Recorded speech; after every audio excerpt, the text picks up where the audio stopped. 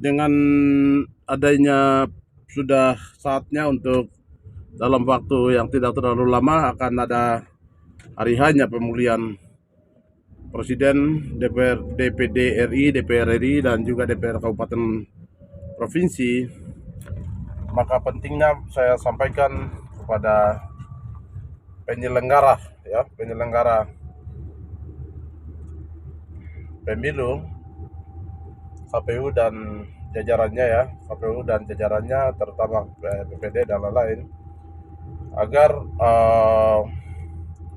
untuk Provinsi Papua Tengah itu pentingnya orang asli itu menjadi tuan di atas tanah leluhur mereka.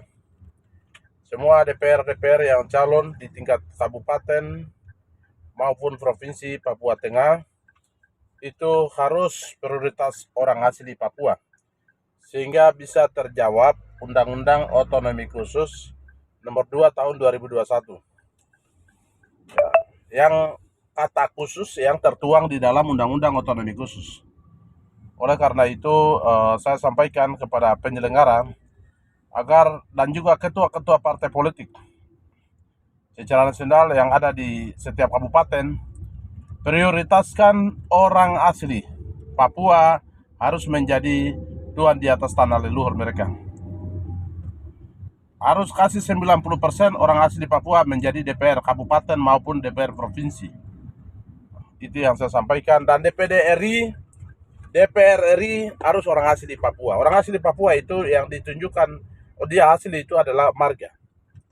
Jadi saudara-saudara lain jangan mengatasnamakan karena tinggal di Papua terus bilangnya orang Papua, kemudian mengatasnamakan orang Papua dan hak kuota orang asli Papua itu diambil oleh teman-teman lain.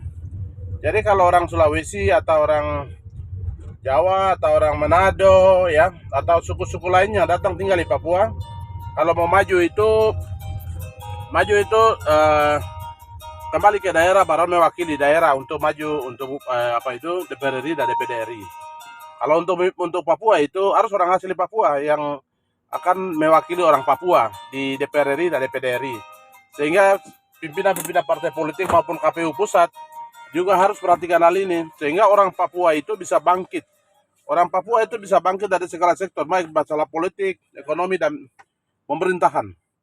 Sehingga saya harap supaya di Papua ini harus orang asli, ya. Orang asli ini harus diprioritaskan baik di tingkat DPR, DPD RI, DPR RI, DPD provinsi, DPR provinsi, dan DPR kabupaten.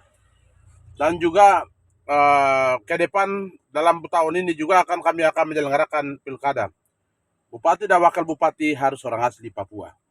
Gubernur dan wakil gubernur harus orang asli Papua. Itu baru namanya kata khusus yang tertuang di dalam Undang-Undang Otonomi Khusus Nomor 2 Tahun 2021 itu akan terjawab.